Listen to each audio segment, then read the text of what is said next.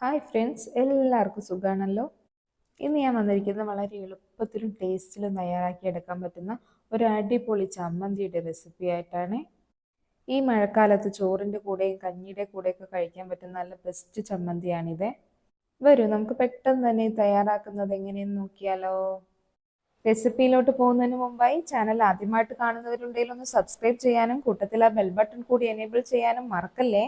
ആദ്യമായി ഞാൻ മിക്സിയുടെ ജാർ എടുത്തിട്ടുണ്ട്. അതിലോട്ട് ഞാനൊരു കഷ്ണം ഇഞ്ചിയാണ് ചേർക്കുന്നത്.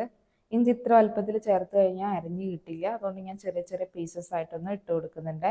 ഇനി നമുക്ക് വേണ്ടത് എരിവിന് ആവശ്യമായ മുളകാണ്. ഞാൻ ഈ ഒരു ടൈപ്പ് മുളകാണ് എടുത്തിട്ടുള്ളത്. ഈ മുളക് നല്ലൊരു ഫ്ലേവറാണ്, പക്ഷേ എരിവ് കുറവാണ്. അതുകൊണ്ട് ഞാനൊരു 18 എണ്ണോളം എടുത്തിട്ടുണ്ട്. നിങ്ങളുടെ കയ്യിൽ കാന്താരി മുളക് ഉണ്ടെങ്കിൽ ഒരു 12 എണ്ണം എടുക്കാം. അത് അല്ലെങ്കിൽ നോർമൽ പച്ചമുളക് ഒരു 5 എണ്ണം എടുത്താൽ മതിയാകും. എന്തായാലും ഇത് തയ്യാറാക്കുന്നത് പച്ചമുളകിലാവണേ, അല്ലാതെ ഉണക്കമുളക് അല്ലെങ്കിൽ വറ്റൽ മുളക് എടുക്കരുത്. ഇനി ഇതിലോട്ട് ഒരു 6ഓളം ചെറിയ ഉള്ളി തൊലി കളഞ്ഞത് ചേർത്ത് കൊടുക്കാം. ഇനി ഇതിലോട്ട് ചേർക്കേണ്ടത് ഒരു സ്പെഷ്യൽ ഇൻഗ്രീഡിയൻ്റ് ആണ്, ഉപ്പിലിട്ട നല്ല മാങ്ങ.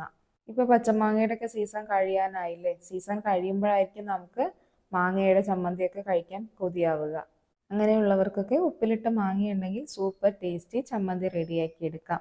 ഇത് ചെറിയ ചെറിയ പീസസ് ആക്കി മുറിച്ച് ഞാൻ ഇതിലോട്ട് ഇട്ട് കൊടുക്കുന്നുണ്ട്. നല്ല പുളിയുള്ള മാങ്ങയാണ്. പുളി കുറവുള്ള മാങ്ങയാണെങ്കിൽ നിങ്ങൾക്ക് ഒന്നിൽ കൂടുതൽ എടുക്കാം. നമുക്ക് നല്ല ഫൈനായിട്ടൊന്ന് അരച്ചെടുത്തിട്ട് കൊണ്ടുവരാം. ഇപ്പം നല്ല രീതിയിൽ അരഞ്ഞു കിട്ടിയിട്ടുണ്ട്. ഇനി ഞാൻ ഇതിലോട്ട് ചേർക്കുന്നത് ഒരു മുറി തേങ്ങ ചിരകിയതാണ്.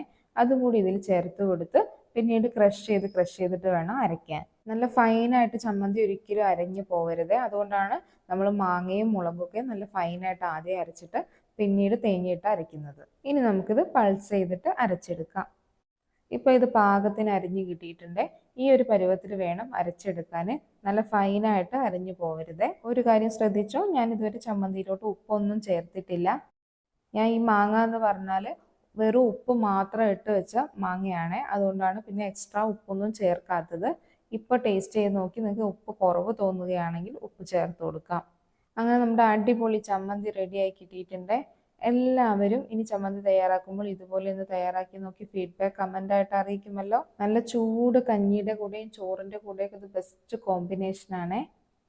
മാങ്ങയുടെ സീസണൊക്കെ കഴിഞ്ഞിരിക്കുന്ന സമയത്തായിരിക്കുമല്ലേ മിക്കവാറും നമുക്ക് മാങ്ങാ ചമ്മന്തിയും മാങ്ങ അച്ചാറൊക്കെ കൂട്ടാൻ കൊതിയാവുക.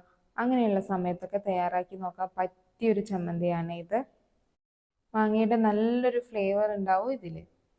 റെസിപ്പി ഇഷ്ടപ്പെട്ടാൽ ലൈക്ക് ചെയ്യാനും ഫ്രണ്ട്സിനും റിലേറ്റീവ്സിനൊക്കെ ഷെയർ ചെയ്ത് കൊടുക്കാനും മറക്കല്ലേ.